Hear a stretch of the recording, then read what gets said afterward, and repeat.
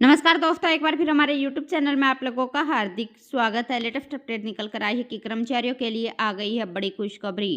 पूरी पेंशन का मिलेगा कर्मचारियों को पैसा। तो दोस्तों हम आपको सब डिटेल में बताएंगे। अगर आप हमारे चैनल पर फर्स्ट टाइम विजिट कर रहे हैं तो चैनल को लाइक कर दीजिए, सब्सक्राइब कर दीजिए, साथ ही साथ बेल आइकन को भी बजा दीजिए ताकि गवर्नमेंट या पेंशन से संबंधित जितनी भी न्यूज आती है उनकी नोटिफिकेशन आप लोगों के पास तुरंत पहुँच के। तो करते वीडियो को स्टार्ट बिना किसी देरी के।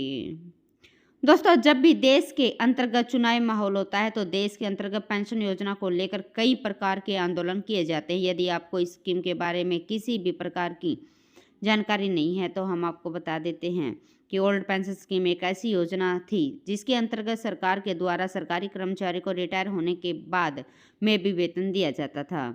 साल 2004 से पहले सरकार के द्वारा कर्मचारियों को इस योजना का लाभ दिया जाता था, लेकिन सरकार ने फिर 1 अप्रैल 2004 से स्कीम को बंद करने का निर्णय लिया और सरकार के इस निर्णय के चलते काफ़ी कर्मचारी नाराज हैं।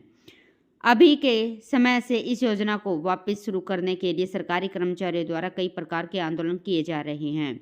सरकारी कर्मचारी इस स्कीम को फिर से शुरू करने की मांग सरकार से कर रहे हैं, जिसके लिए सरकार को काफ़ी ज़्यादा परेशानी भी हो रही है।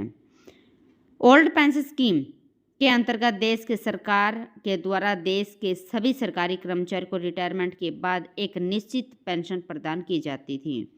इस योजना के अंतर्गत देश के कई सारे सरकारी कर्मचारियों को लाभ प्रदान किया जाता था, लेकिन फिर किसी कारण के चलते इस योजना को देश की सरकार के द्वारा बंद कर दिया गया। इस योजना को 1 अप्रैल 2004 में बंद कर दिया गया था और इसे पेंशन स्कीम से बदल दिया गया, मतलब कि नेशनल पेंशन स्कीम से बदल दिया गया। इस स्कीम के अंतर्गत सिर्फ सेना के अंतर्गत काम कर रहे कर्मचारियों को ही पेंशन प्रदान की जाएगी।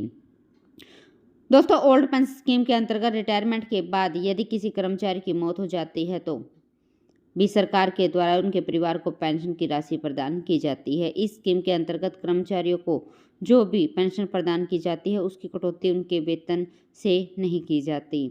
ओल्ड पेंशन स्कीम के अंतर्गत कर्मचारियों को अपने वेतन का 50% पेंशन के रूप में दिया जाता है।